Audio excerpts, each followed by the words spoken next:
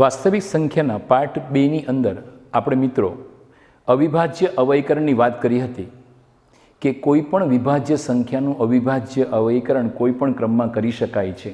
હવે એ અવિભાજ્ય અવયકરણ કરતાં આપણે ચોથા પાંચમા ધોરણમાં તેનો ઉપયોગ ગુસા અને લસા શોધવા માટે કરતા હતા. તો અહીંયા એક ઇન્ટરેસ્ટિંગ પરિણામ તમને જોવા મળશે જે તમે ચોથા પાંચમા ધોરણમાં ખબર ન હતી. તો એવો એક દાખલો દ્વારા ચર્ચા કરીએ. તો એક સંખ્યા લઉં છું 36 અને બીજી લઉં છું 24. હવે 36 અને 24નું અવિભાજ્ય અવયકરણ કરીને ગુસા અને લસા તમારે શોધવાનો છે. તો 36 અને 24 નો ગુસા અને લસા શોધો. હું કાઉન્સમાં લખું છું અવિભાજ્ય અવયકરણ.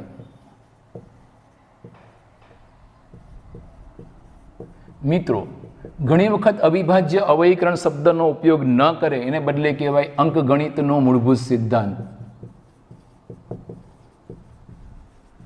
તો પણ ચાલે. તો પણ તમારે આ જ રીતે કરવાનું. પણ અહીંયા એક ગુસા અને લસા શોધ્યા પછી આપણે એક પરિણામની ચર્ચા કરવાના છે. એ પરિણામ વધારે ઇન્ટરેસ્ટિંગ છે મિત્રો. તો જોજો અહીંયા આ સંખ્યાને પહેલી સંખ્યાને એ તરીકે લઈશ, બીજી સંખ્યાને બી તરીકે લઈશ, એનું અવિભાજ્ય અવયકરણ કરી નાખીએ તો આપણે અવયવ વૃક્ષ બનાવીએ. તો આ સંખ્યાને 3 વડે પણ ભાગી શકાય છે, 2 વડે પણ ભાગી શકાય. તો હું 3 લઉં છું. 3 એકા 3, 3 દુ 6.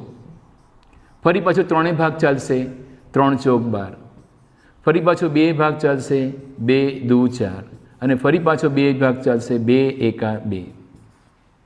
એ પ્રમાણે 24નું અવિભાજ્ય અવયકરણ કરીએ તો અહીંયા 3 ભાગ જશે, 3 અઠામ 24.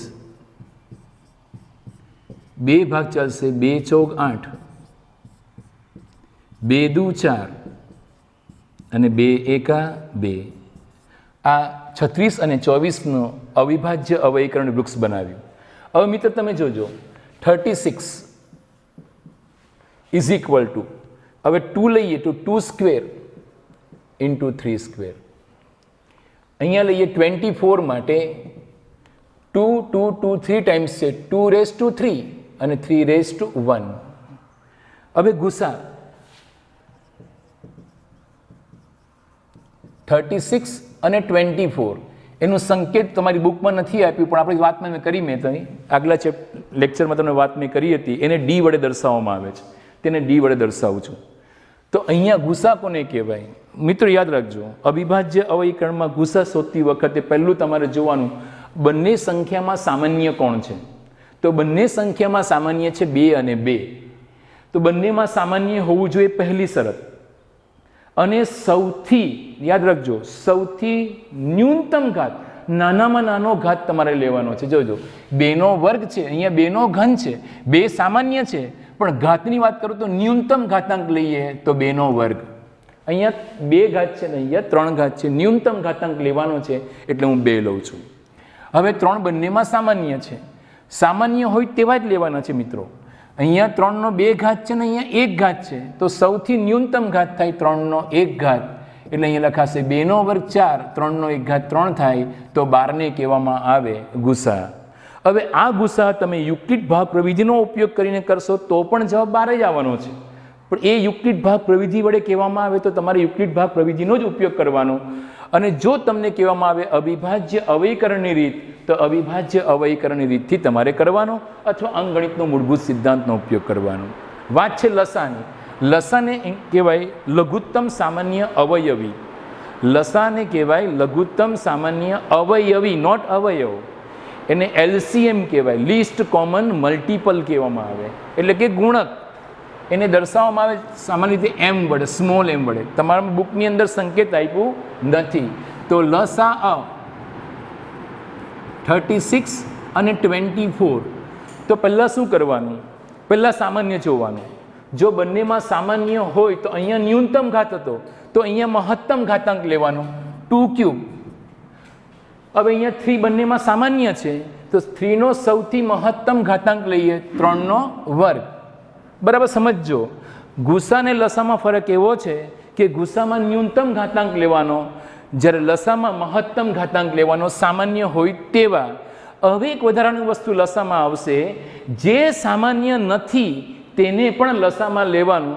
આ દાખલામાં એવું પોસિબલ થતું નથી. સપોઝ કે અહીંયા 5 આવેલા હોત તો 5ને બી લેવું પડતે. ધારો કે અહીંયા 5 છે, અહીંયા 7 આવેલા હોત તો 7ને પણ લેવાનું. એટલે લસામાં તમારે એક વસ્તુ યાદ રાખવાનું છે, જો સામાન્ય હોય તો સૌથી મહત્તમ ઘાતાંક, અને જો સામાન્ય ન હોય તેવો અવિભાજ્ય અવયવને પણ લસા તરીકે તમારે લેવાનું છે. તો અહીંયા આવશે 8 × 9, આ 72 એ લસા થઈ ગયો. આ તો તમે કરતા હતા 4થા 5મા ધોરણની અંદર. તો મિત્રો અહીંયા 10મા ધોરણની અંદર એક અગત્યનું પરિણામ મળે છે, અને એ પરિણામ એવું છે, તમે ગુસા અને લસા કઈ બે સંખ્યાનો શોધ્યા? યસ, 36 અને 24. તો એક સંખ્યાનો A કહું અને બીજી સંખ્યાને B કહું, તો આ બે સંખ્યાનો ગુણાકાર કરું AB, તો એ ગુણાકાર થશે 36 × 24. 36 × 24 નો ગુણાકાર કરીએ આપણે તો 36 દુ 72 થશે, 6 ચોક 24 2 થાય, 4 તાલી 12 ને 2 14, એટલે અહીંયા 4 6 અને 8 864. બરાબર મિત્રો, ધ્યાન રાખજો, બે સંખ્યા એકને A કહું છું, બીજાને B કહું છું. હવે હું લસાને આપણે D કહીએ છીએ, ગુસાને કહું છું એમ, એ બેનો ગુણાકાર કરવું, એટલે કે ગુસા ગુણ્યા લસા. ગુસા છે 12 અને લસા છે 72, એટલે 72 × 12 કરીએ તો 12 દુ 24 2, 12 × 84 ને 86 864. જો બંને કેવું થયું? સરખું. આના પરથી એક અગત્યનું પરિણામ એવું મળ્યું કે બે સંખ્યાનો ગુણાકાર AB = તે બે સંખ્યાના ગુસા અને લસાના ગુણાકાર જેટલું થાય છે. બહુ ઇમ્પોર્ટન્ટ પ્રમેય છે, બહુ અગત્યનું પરિણામ છે કે બે સંખ્યાનો ગુણાકાર તે બે સંખ્યાના ગુસા અને લસાના ગુણાકાર જેટલો થાય છે. તો મિત્રો આનો ઉપયોગ ક્યાં કરશું? સપોઝ કે આ દાખલામાં પૂછાયું કે 36 અને 24 નો ગુસા યુક્લિડ ભાગ પ્રવિધિથી શોધો. ધેટ મીન્સ કે તમે આનો ઉપયોગ કરી શકવાના નથી, તો તમારે યુક્લિડ ભાગ પ્રવિધિનો ઉપયોગ કરવો પડે, અને યુક્લિડ ભાગ પ્રવિધિનો ઉપયોગ કરી ગુસા શોધવાનો, અને પછી તમને કે લસા શોધો, તો તમે લસા શોધવા માટે આ રીતનો પણ ઉપયોગ ન કરી શકો, તો તમે આનો ઉપયોગ કરી શકો. લસા એટલે m, તો આના પર તમારે m ની કિંમત જોતી હોય તો AB/D કરી દેવાનું, એટલે બે સંખ્યાનો ગુણાકાર ભાગ્યા ગુસા. જો તમારે ગુસાની કિંમત જોતી હોય તો બે સંખ્યાનો ગુણાકાર ભાગ્યા લસા. જો તમને બે સંખ્યામાંથી કોઈ એક સંખ્યા અજ્ઞાત હોય તો A = ગુસા ગુણ્યા લસા છેદમાં B. જો તમારે બીજી સંખ્યા શોધવી હોય તો ગુસા ગુણ્યા લસા છેદમાં A. તો આના પરથી તમે કોઈ પણ ત્રણ કિંમત આપી હોય, બે સંખ્યા અને ગુસા અને લસામાંથી ત્રણની કિંમત આપે, ચોથું શોધવું હોય તો આનો ઉપયોગ કરી શકાય છે. તો આ એક અગત્યનું પરિણામ છે મિત્રો, એ તમારે ધ્યાન રાખવાનું છે. જો યુક્લિડ ભાગ પ્રવિધિ વડે તમને કહેવામાં આવે કે ગુસા શોધો, તો ગુસા શોધી કાઢવાનો, અને લસા માટે તમારે આનો ઉપયોગ કરી શકાય છે. તો એમાંના દાખલા સ્વાધ્યાય 1.2માં તમને આપ્યા છે, તો તમે કરી શકો છો. અને એ દાખલો છે પ્રશ્ન 2, પ્રશ્ન 3 અને પ્રશ્ન 4. તો તમારા માટે હોમવર્ક છે મિત્રો,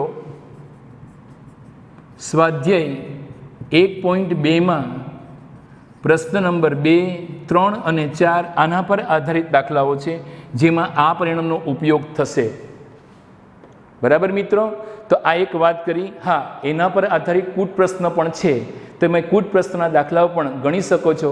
જો તમારા વર્ગની અંદર કોઈ તમારા ગણિતના શિક્ષક હશે, એની સાથે આ કૂટ પ્રશ્નની ચર્ચા કરજો, અને એ વધારે તમને આકર્ષક બનાવશે.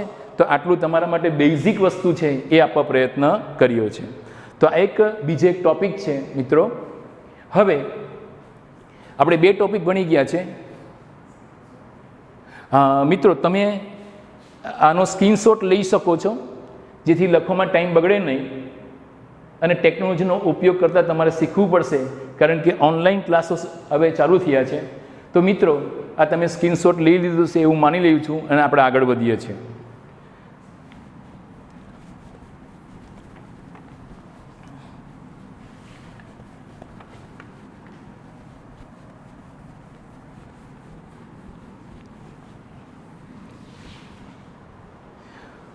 હવે હું નવા ટોપિક પર જતા પહેલાં મિત્રો તમને એક બાબતની ચર્ચા કરવા માંગુ છું.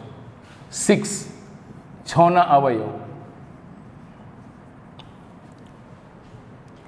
6ના અવયવ એટલે 6 કયા કયા ઘડિયામાં આવે છે? તો કે 6 6 એકા 6 એક છંગ 6 3 ડુ 6 2 તાળી 6. તો આ 1 2 3 અને 6ને કહેવાય 6ના અવયવ. શા માટે 6ના અવયવ કહેવાય? કેમ અહીંયા 4 ને 5 નથી આવતો? શા માટે એનો અવયવ નથી? અવયવનો અર્થ એવો થાય કે આ 6ને હું 1 વડે ભાગું, 6ને હું 2 વડે ભાગું, 6ને હું 3 વડે ભાગું અને 6ને હું 6 વડે ભાગું, શેષ 0 આવી જોઈએ. તો એક છંગ 6 શેષ 0, 2 તાળી 6 શેષ 0, 3 ડુ 6 શેષ 0, 6 એકા 6 શેષ 0. હવે જો કોઈ સંખ્યાને જે સંખ્યા વડે ભાગીએ જો શેષ 0 આવે તો એ બીજી જેના વડે ભાગેલી સંખ્યા છે એ ભાજ્યનો એક અવયવ કહેવાય. એનો અર્થ એવો થાય 1 2 3 અને 6 એ 6ના અવયવ છે. તો આમાં 4 એનો અવયવ નથી. કેમ નથી? જોજો 4 એકા 4 શેષ મળશે 2. જો નિશેષ ભાગી શકાતું નથી માટે 4 એ 6નો અવયવ નથી. આટલું ક્લિયર તમે થઈ ગયા અવયવ બાબતમાં? માની લઉં છું તમે ક્લિયર હશો. પણ આ તો આપણે શીખી ગયા હતા ચોથા પાંચમા છઠ્ઠા ધોરણની અંદર. તો નવું શું છે? તો નવો એક સિમ્બોલ છે અને એ સિમ્બોલ છે 1 એ 6નો અવયવ છે. તને દર્શાવવો હોય તો 1 ઇઝ એ ફેક્ટર ઓફ 6 એટલે 1 એ 6નો અવયવ છે. 2 is A factor of 6, 3 is A factor of 6, 6 is A factor of 6. તો આ સંકેત છે અવયવનો. જે નેક્સ્ટ ટોપિક આપણે ચલાવવાના છે એમાં તમને કામ લાગશે આ વસ્તુ, આ સિમ્બોલ. હવે જોજો મિત્રો 4 એ 6નો અવયવ નથી તો 6 એ 6નો અવયવ નથી. તેના માટે સંકેત ખાલી આડી લાઈન કરી દેવાની, પેલી ઊભી લાઈન લેવાની છે. તો આ એક સંકેત યાદ રાખજો. ભવિષ્યમાં 11 12ની અંદર જ્યારે તમે સાયન્સ લેશો તો એક સિમ્બોલ આવે છે એને મોડ 6 કહેવામાં આવે, યાદ રાખજો. અહીંયા થોડુંક બેઝિક તમારે જાણવું જરૂરી છે. તો 1 એ 6નો અવયવ છે, 2 એ 6નો અવયવ છે, 3 એ 6નો અવયવ છે, 6 એ 6નો અવયવ છે. હવે બીજું કે 4 એ 6નો અવયવ નથી. હવે આના પરથી બીજું પરિણામ બી એકદમ ધ્યાન રાખવા જેવું છે કે જો 1 એ 6નો અવયવ હોય તો 6 બરાબર 1 ઇન્ટુ સમથિંગ લખાય. જો 2 એ 6નો અવયવ હોય તો 2 ઇન્ટુ સમથિંગ લખાય. જો 3 એ 6નો અવયવ હોય તો 3 ઇન્ટુ સમથિંગ લખી શકાશે. અને જો 6 એનો અવયવ હોય તો 6 ઇન્ટુ સમથિંગ લખાશે. હવે અહીંયા હું મૂકીશ 6 એ 6 આવશે એનમાં. અહીંયા મૂકીશ 3 તો બિલોંગ્સ ટુ એન. અહીંયા મૂકીશ 2 તો બિલોંગ્સ ટુ એન. અહીંયા મૂકીશ 1 બિલોંગ્સ ટુ એન. તો યાદ રાખજો કે આ સંખ્યાને આ રીતે પણ દર્શાવી શકાય. તમને કોઈ એક ધન પૂર્ણાંક તમને મળશે એનમાંથી, એ બેનો ગુણાકાર કરીશ તો તમને 6 મળશે. એટલે એક સંકેત નંબર 2 આનો ઉપયોગ કરીશે. અને ત્રીજું એક બહુ અગત્યનું પરિણામ છે. આ 3 પરિણામ તમને આવડી જશે એટલે એના પછીનો નેક્સ્ટ ટોપિક ઉપર હું આરામથી તમને ભણાવી શકું. તો એક આ સિમ્બોલની વાત કરી, તે નંબર 2 જો અવયવ હોય તો આ લખી શકાય, નંબર 1, આ નંબર 2 અને નંબર 3ની ચર્ચા કરું છું. જો P એક અવિભાજ્ય અવયવ છે, કોઈ એક સંખ્યા, સપોઝ કે હું લઉં છું એક ધનપૂર્ણાંક લઉં છું 4, એ 2 એનો અવયવ છે. એનો અર્થ થાય 2 એ 2ના વર્ગનો અવયવ છે. તો વર્ગને દૂર કરી નાખું તો 2 એ 2નો પણ અવયવ થાય.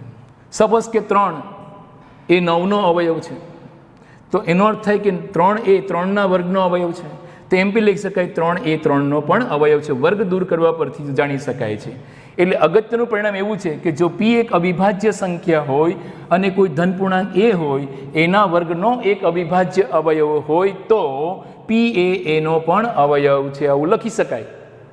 ને તમે બતાવ્યું પણ જો 2 એ 4નો અવયવ છે તો 2 એ 2નો પણ અવયવ થાય. જો 3 એ 3ના વર્ગનો અવયવ હોય તો 3 એ 3નો પણ અવયવ છે.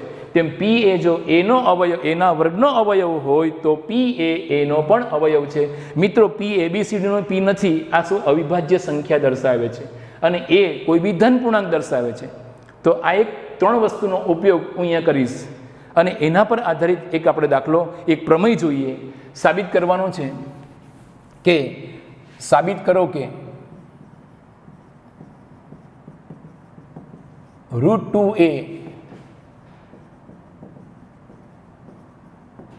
અસમય સંખ્યા છે. મિત્રો, સાબિતીની 3 રીત હતી. એક પ્રત્યક્ષ, એક પરોક્ષ અને એક વિકલ્પ નિવારણની રીત. 3 રીતો હતી. તો વિકલ્પ નિવારણની રીતમાં 2 પ્રકારની રીત આવતી હતી. એક વિકલ્પ નિવારણ નહીં, પરોક્ષ રીતની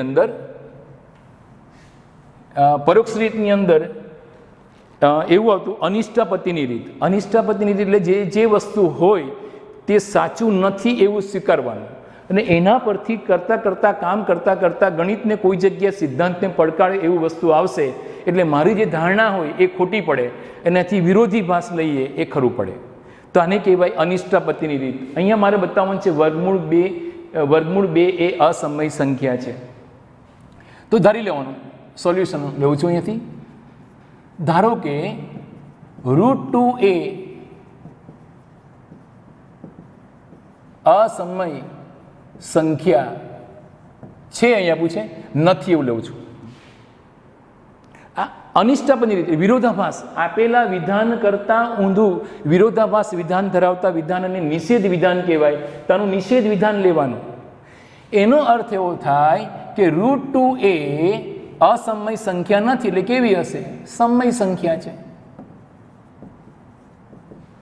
હવે જો સમય સંખ્યા હોય તો એને p/q ના સ્વરૂપે દર્શાવી શકાય. તમે જાણો છો, જ્યાં p અને q, p ની કિંમત z માંથી કોઈ પણ આવી શકે. q શૂન્ય સિવાયનો કોઈ બી પૂર્ણાંક, એટલે 0 લેવાનો નથી. અને બીજું શરત ગુસાઅ, આ અતિ સંક્ષિપ્ત રૂપમાં હોવું જોઈએ, એટલે કે અંશ અને છેદમાં કંઈક પણ સામાન્ય નીકળવું જોઈએ નહીં. સિવાય 1, એટલે ગુસાઅ pq = 1. આ શરત 3. એનો અર્થ એવો થાય, q સામે લઈ લઈએ, p = √2q.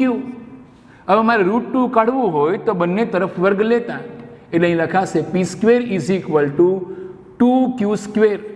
કાઉન્સમાં રીઝન લખું છું, બંને તરફ વર્ગ લેતા. રીઝન યાદ રાખજો, વર્ગમૂળનો સંકેત મારે કાઢવું છે એટલા માટે.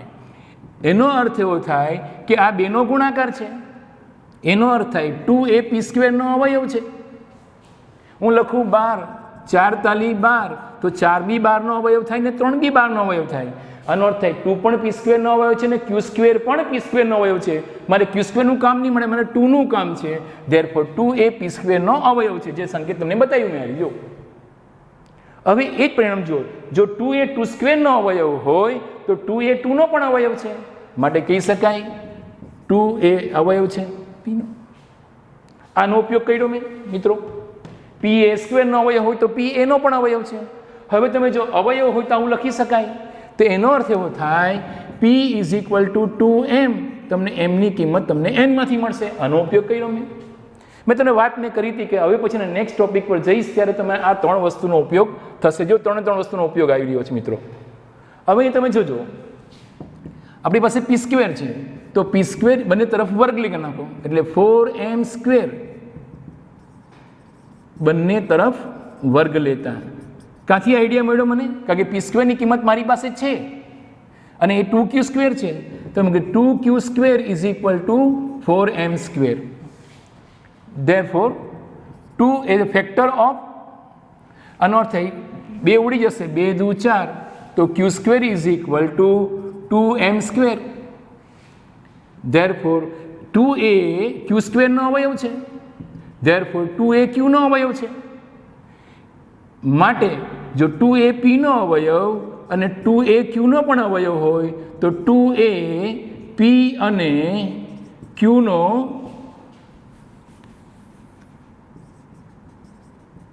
સામાન્ય અવયવ છે, જે શક્ય નથી,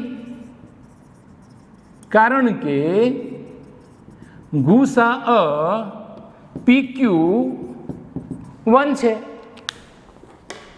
ગુસાઅ 1 છે એટલે p અને q માં કંઈ સામાન્ય નીકળવું જોઈએ નહીં. અહીં તો 2 સામાન્ય નીકળ્યા, માટે એનો અર્થ એવો થાય કે મારી જે ધારણા છે ખોટી છે. માટે આપણી ધારણા ખોટી છે. માટે √2a સુધારણા હતી. √2 એ અસમય સંખ્યા નથી, એ ખોટું છે.